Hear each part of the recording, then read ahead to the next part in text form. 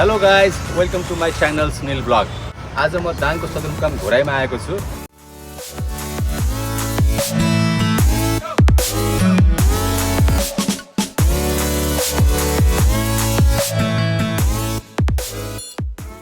दाङको विषयमा भन्नुपर्दाखेरि दाङ एसियाकै लार्जेस्ट भ्यालीमा पर्दछ, जहाँ दुईटा उपत्यका रहेका छन्, एउटा दाङ उपत्यका र अर्को देवघर उपत्यका।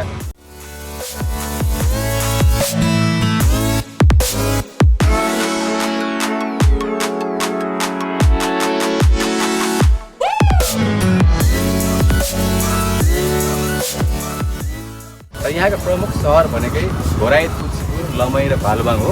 र आज हामी चाहिँ घोराईमा छौँ, जो यहाँको सदरमुकाम पनि हो र यो मेरो होम टाउन पनि हो।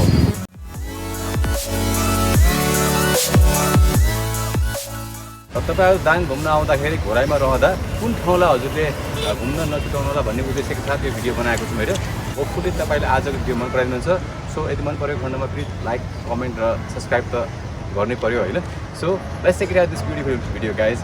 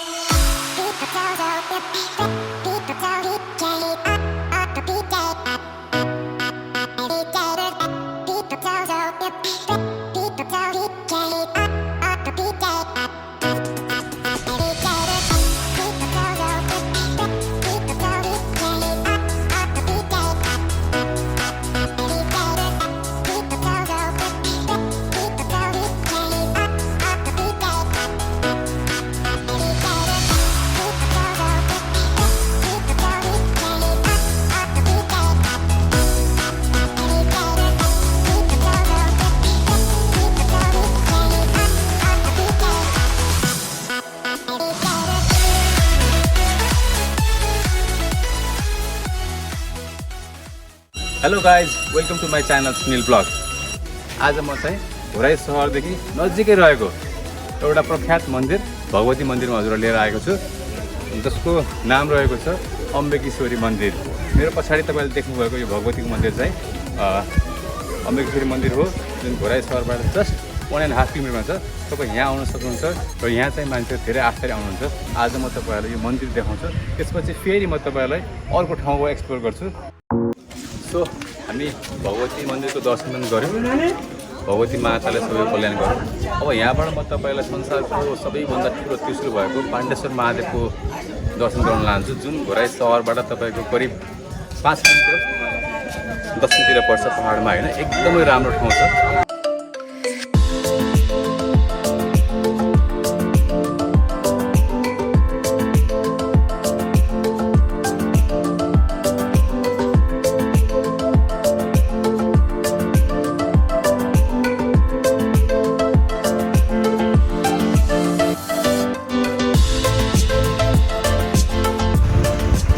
अहिले हामी ठ्याक्क बबई खोलामा आइपुग्यौँ है। यहाँ पुल चाहिँ बन्दैछ, सो यताबाट जानुपर्छ हामी। बाटो खोला काट्नु मिल्दैन, यसो हेर्नु बाँकी छ, पुल अझै बाँकी छ भन्न। साथीहरूले एक कप चिया खाएर जाउँ भन्नु थाले। एक कप चिया खाऊ। एकदम टी एडिक्ट हो क्या, चिया त खानै पर्छ भाइ। एक कप चिया खाएर दर्शन गर्दा के फरक पराएर होइन? कस्तो राम्रो फाँट मजाको ठाउँमा चिया खाने व्यवस्था। मिल्की खाउँ है।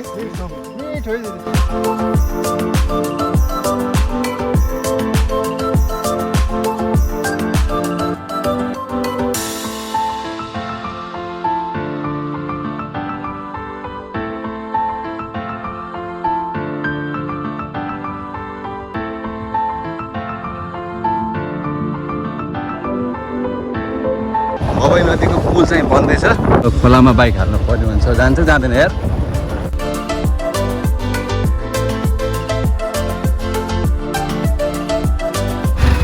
खोला चौरलाको अवस्था भाइ।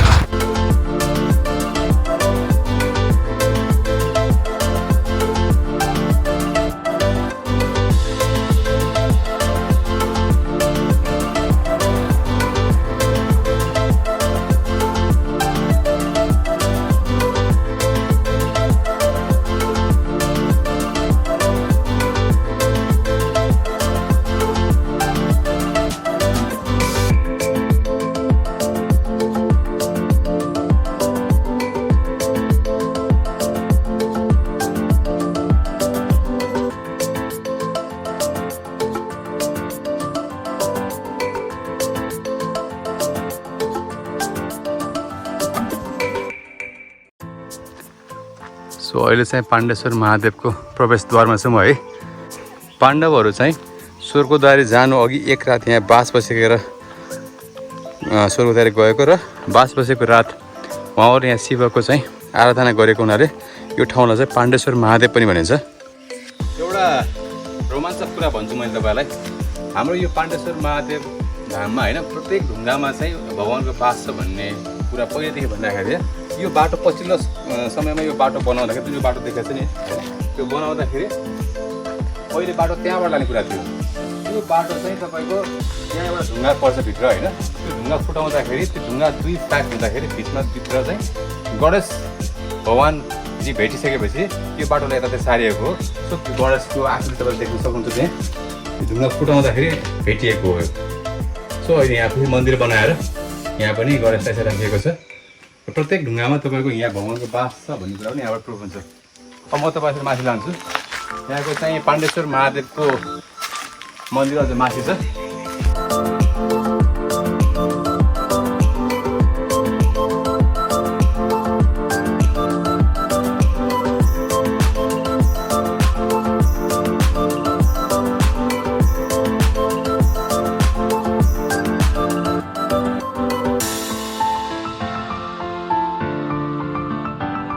कस्तो मजाको चराहरू यार है भाइ, चराचुरुङ्गीको आवाज मजाको के।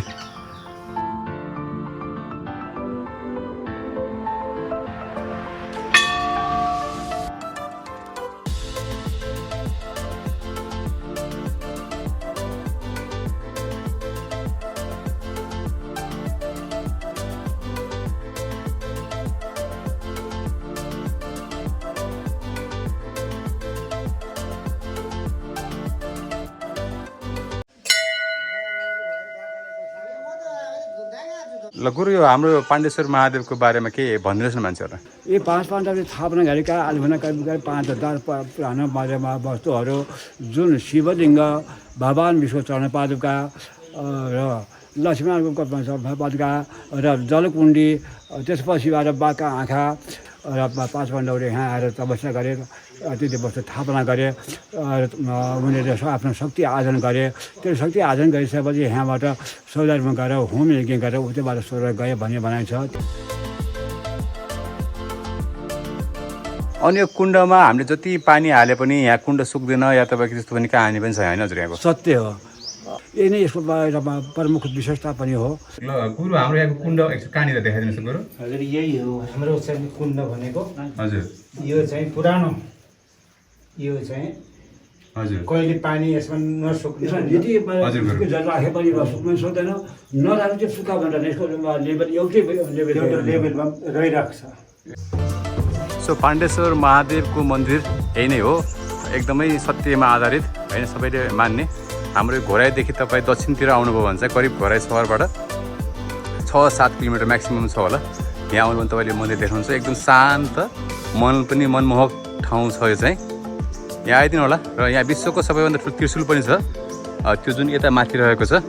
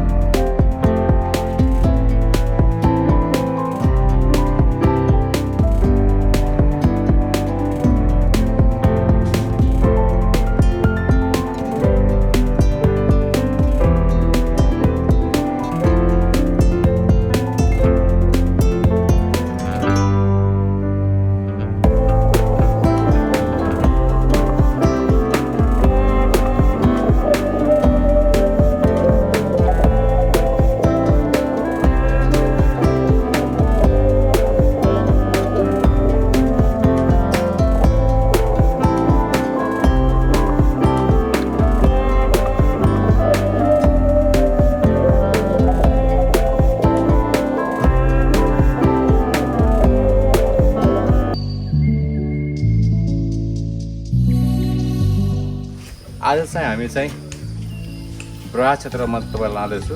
यतातिरको बाटो यो बाटो चाहिँ तपाईँको रोल्पा होलेरी हुँदै सोह्रौदारी पनि जान्छ भनेपछि आज हामी जान लाग्छौँ ज्यामिरे दह। ज्यामिरे दह तपाईँ यो बाटो पनि जान सक्नुहुन्छ भनेपछि योभन्दा पहिले यहाँ 12 कुने दह आउँछ।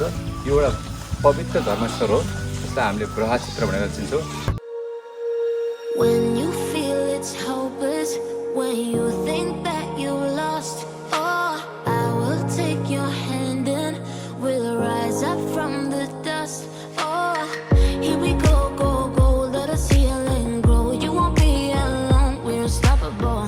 Don't be afraid to show what we're going for. This is what we know. Oh, all you need to know is that we're holding on. Even if we fall, we will rise up and we follow the path that we believe in.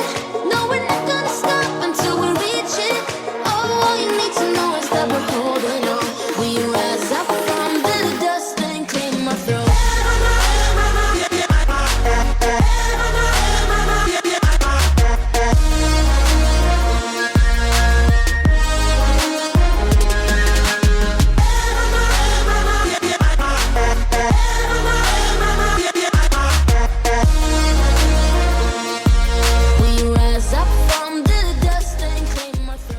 ब्रहा क्षेत्रको ब्रहादेव मन्दिरमा छु, जुन घोराई बजारदेखि 5 kilometre उत्तरतर्फ पर्छ होइन।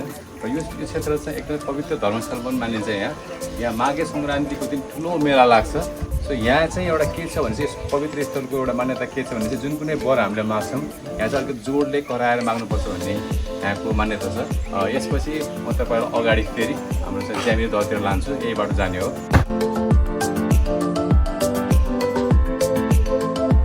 यहाँबाट चाहिँ हामी बाई वकिङ होइन आधा घन्टामा पनि त्यो ठाउँमा पुग्न सक्छौँ।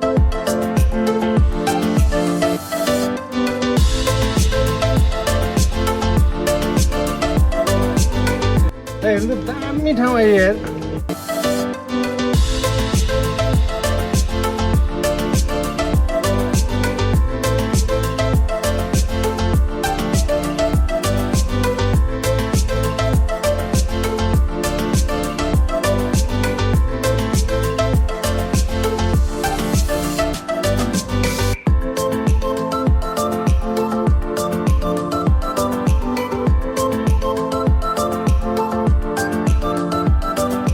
Here we are at ज्यामिरे ताल। अघि मैले भने जस्तो हामी 12 किलोमिटर दहबाट अहिले यहाँ बिचमा हामी बाइकमा आएको थियौँ। सो बाटो अलिकति डिस्टर्ब भएको हुनाले फेरि हामी वकिङ थ्रु नै ज्यामिरे तालसम्म आयौँ। इट्स अ भ्युज लेक ठुलो, यो कृत्रिम ड्याम हो होइन। यहाँ चाहिँ तपाईँ आएर बोटिङ गर्न सक्नुहुन्छ। राइट नाउ बोट चाहिँ उतातिर गएको छ। अहिले सबै हामी मिल्यो भने चाहिँ हामी पनि बोटिङ गर्छौँ यहाँ।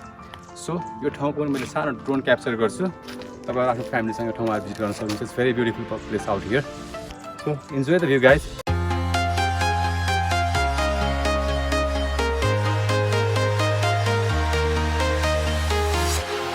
Walking alone, the streets are empty.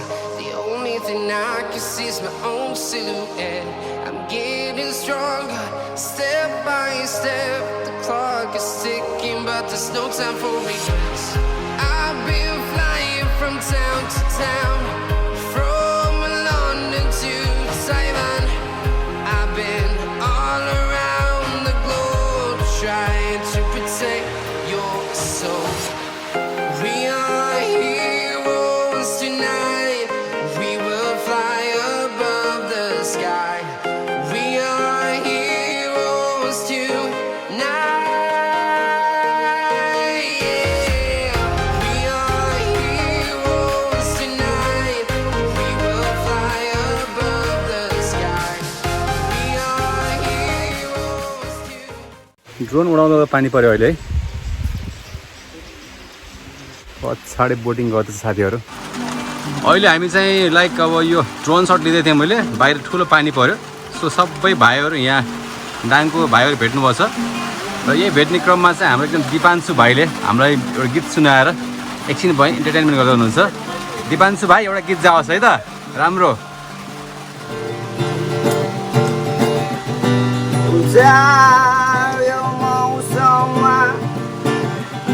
एक्लै बाँच्नु पर्ने मेरो जिन्दगी कहिले हावा हुइसँग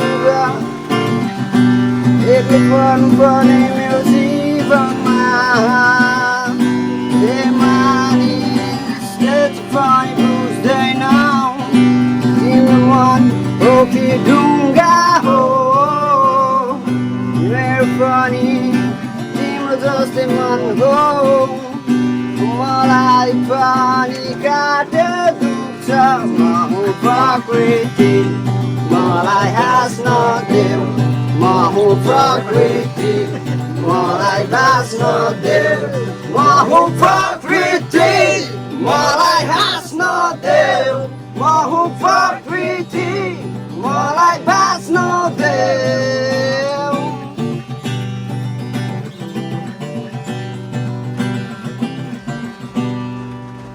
दामी क्ल्याप क्ल्याप क्ल्याप राम्रो भाइ मेरो दाङ मेरो subscribe Expert education and visa services. Don't settle for the second best. Rely on Expert. experteducation.com.au